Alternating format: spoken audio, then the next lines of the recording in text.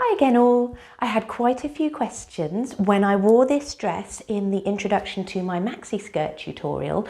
I had lots of people asking, did you make that dress? What fabric did you use? What pattern did you use? How did you make it? So what I thought I'd do is I would take you through the process of how this dress was made.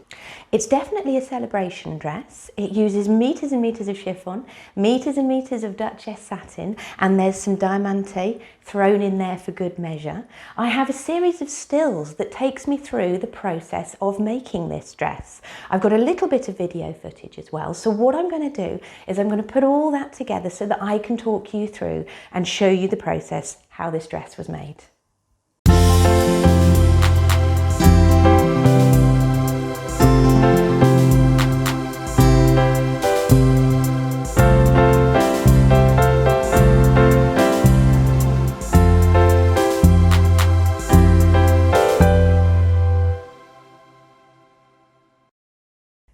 So to start with, I needed pattern and I needed fabric. The fabric I went for is this beautiful teal Duchess satin, and that came from Croft Mill, as did the chiffon, which is in a perfectly matching teal, and there's a lining underneath there that again is a perfect match. I used the Croft Mill lining matching service, which came up absolutely beautiful. I did the thread matching as well. It's always worth doing if you've got a special make. So then I needed a pattern. Now I started from just a rough sketch I drew of the dress itself. It included these gathers. I wasn't quite sure how I was going to construct them or what I was going to construct them in at the time, but the sketch is really where I started. What I then wanted to do was find a pattern that I could really chop about and use just that basic shape to then bring through the sizing, bring through the shape I wanted. So this pattern was actually free on the front of a magazine a long time ago, a few years ago, and it's a Cynthia Rowley, and it's just a very simple little party dress, but what it had was the shoulder line that I wanted across here. So I used that basic pattern, I chopped it about a little bit. It has bust darts here and a dart underneath the bust, and what I did was merge those and swing the bust dart into the armhole so that I could get a princess seam instead. So that was the very first change I made, and then I started to work and adapt the pattern into the shapes you see here. Now there's 7 panels running round this dress. You've got 3 across the front with the princess seams either side, and then you have 4 panels across the back, and it's got that asymmetric back running round as well with these lovely diamantes swaying. So the cutting of the pattern was really quite difficult. I worked through and I got the basic shape, and first of all, made sure I had a toile ready to go. So the toile went onto the model, and I started with my Sharpie to draw the lines I actually wanted to see and the shape that I wanted to see. So it looks rather scruffy, it's got a lot of drawing on it, but it's all part of the process. From that drawing and those little tweaks and changes I made to the pattern, I then took that away, reverted to the paper pattern again, made all those little tweaks and changes, and then cut a new set and did a second toile. That second toile was the fit that I wanted. That was the one I tried on as well as using on the mannequin, just to make sure that any little discrepancies between your mannequin's fit and your body fit have been taken care of. And then I was able to move on to putting together the satin panels of the dress. Now the satin itself has a degree of stretch to it, and I wanted to stabilise the top section of the bodice so that it wouldn't shift and move around. I wanted to take away that stretch. So what I did is I used a technique called flatlining, which is where you attach another fabric to the back of your pattern pieces to stabilise the fabric. It can be used to firm up the fabric, remove stretch, or just make it sit better along the seam lines. I did that with each of the 7 panels so that they would all come together beautifully, and that's what gives these seams that lovely smooth line as well, that and quite a bit of pressing. As part of the process of making this dress, I also made myself a seam roll and ham because I didn't have any at home. They were over in the workshop, and I thought instead of driving over to the workshop, I'll make some at home, and then I've got a set there and a set here as well. So I did actually go through that process too. They're very simple to make, and you know what? There might be another video tutorial on those quite soon. Once all the flat lining was done, I brought together all the seams of the satin part of the dress. So I brought together the princess seams along the front, I brought together the shaping seams along the back, and the long side seam that runs down that side of the dress. I left this side open because this is where the zip is going to go, underneath the arm there. And I left the top of the strap here open as well because I knew all these layers of chiffon were going to need somewhere to go once I had got those attached too. So I had the basic dress all together just in the satin. What it also needed was an understructure. So tucked away underneath here, made from calico and some boning, I have actually what's almost like a corset sitting underneath, giving the dress structure. It has bone lines running down to the centre front and down the sides and down the back as well. So all the structure you see here, and the reason it glides so perfectly underneath the arm from this side to over the arm on the other side, is because there's quite a bit of scaffolding underneath holding it all together. That process, I used the same pattern pieces to create a structure underneath.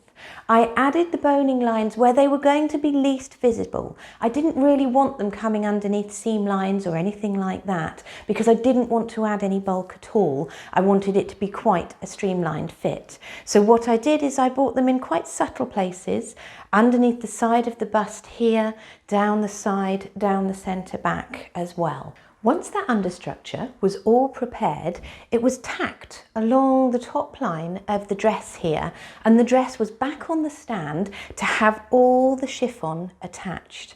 Now, I didn't use a pattern at all for the chiffon. I simply took one corner, firmly pinned it up at the top of the dress, and then began to layer, pleat and fold the fabric away so that it moved round the dress beautifully, and then just fell towards the hemline. And that was brought together quite easily just by folding, pinning, lots and lots of pins and clips involved. But once it was all in place, I very gently started to hand stitch the whole thing so that it would stay and move just as I wanted to. This really wasn't a job for the sewing machine. It was definitely a job for the hand needle. Once that chiffon was attached, I was then able to start to bring the lining in. So the lining was attached round the arm, across the neckline, and I created the lining in two parts. So it isn't a full piece of lining that runs from top to bottom. I created a lining for the bodice first, and then the lining is actually joined about here. And it was simply a large tube of fabric, slightly flared and gathered at the top. So I've got lots of volume underneath there, forming the underskirt and making sure that it all falls beautifully. Just before the lining went in, I made sure that the label was nicely stitched in place, made sure everything was beautifully lined up all the way round, and then once the lining was stitched across this top line, it was also understitched, and that makes sure that your lining rolls into the inside of the dress and isn't going to end up poking out for anybody to see. And it was understitched all the way round, down the V in the back as well, just to make sure it all stayed put. Following the lining going in, the invisible zip then went in underneath the arm here, so it just runs down from underneath the arm to around here, and then being an invisible zip just merges away into the long side seam all the way down the side of the dress. That's the only fastening this one has. It also, actually, it has a tape just on the inside that runs round the waistline that has a little popper on it. So when you bring your dress round, you can pop it together, and then doing the zip up is very easy, and you don't need 3 hands or a bit of help to get into your dress. So with the zip in, the dress is getting there. There's still a fair bit to go though. There's meters and meters of hem, which I had to work round. The lining received just a simple rolled hem, so that was nice and easy to do.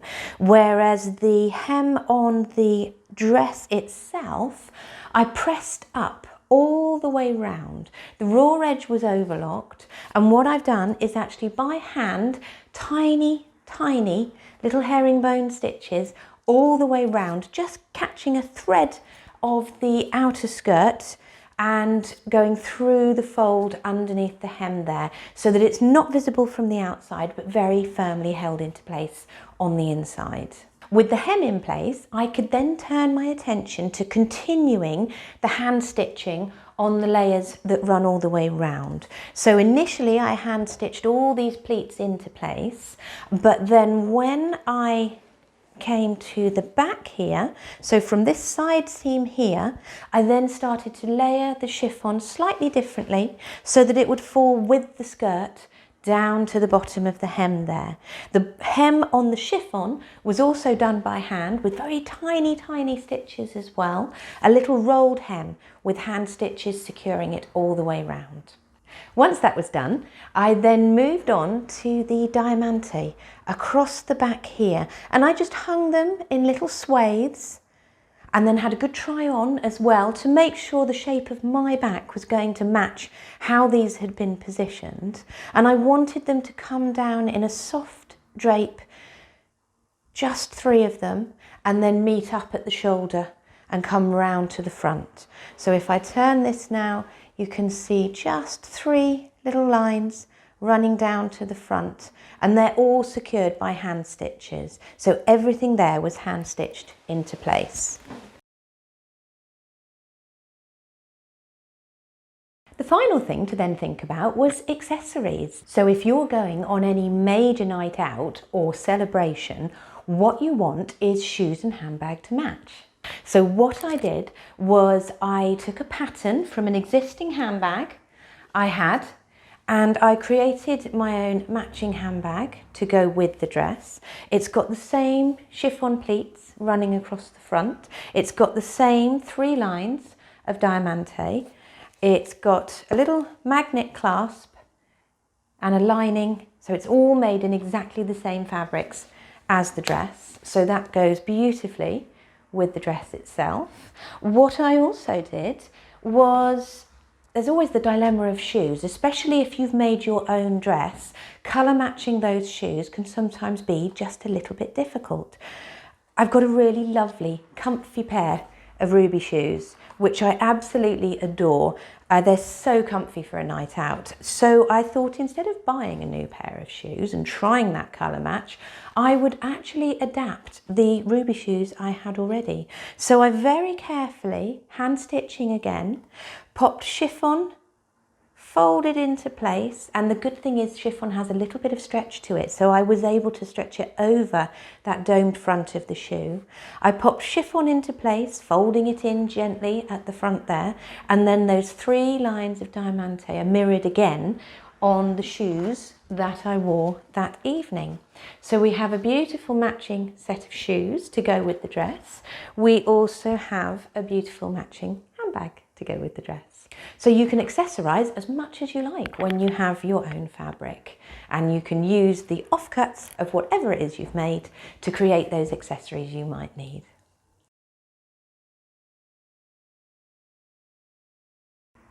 So there we have it, the final dress all finished.